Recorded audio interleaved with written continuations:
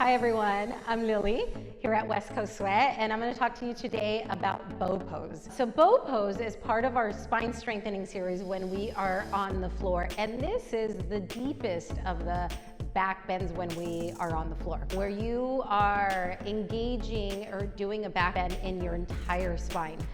So I'm just gonna get right into it and talk to you guys a little bit about some tips and some common things that I see in class that you might use a tip to be able to correct. So I'm gonna lie down on my stomach to set up my bow pose.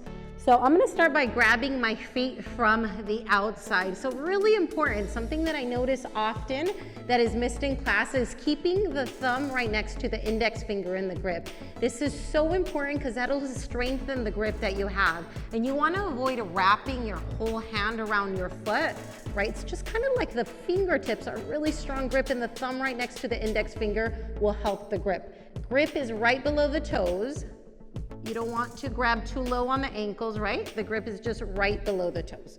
Also, if you have trouble reaching the feet, for some of us, of tightness in the body, maybe some injuries that may have occurred, you might not be able to grab the foot that easily. So a good trick, if you're having trouble reaching your foot, if you bring your leg out to the side, you can grab the foot a little bit easier and then bring the leg back to the center. So once I have one, I can try on my other side, bringing the leg out to the side, see if I can grab it, and then back to the center.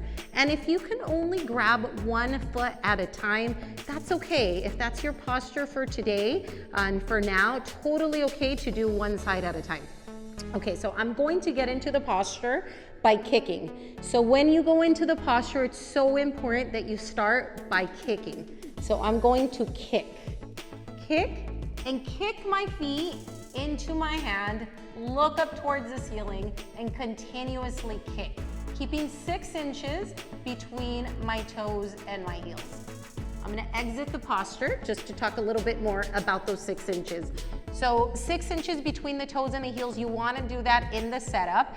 And as soon as you get into the posture, you want to maintain that 6 inches between toes and heels as much as you can. Often what happens is as soon as we start to kick, our knees open up, and that has to do with tightness that we have in the body. To be able to target the spine, you wanna keep those 6 inches between the toes and the heels. So really work on avoiding to have your go out too far. When you kick, 6 inches between the toes and the heels. I'm gonna kick, and one other thing is that I'm really gonna focus on not just kicking the ceiling, but kicking the wall behind me. So see the difference? Right now I am kicking up towards the ceiling, and now I'm gonna kick back. So that opens up my shoulders in a different way and helps me go deeper in maggot backward bend. So I hope that these tips that I provided you today can help you in your posture in the next class. If you have any questions, please post them in the comments or let me know next time that you see me in the studio. I hope to see you on your mat soon. Have a great day.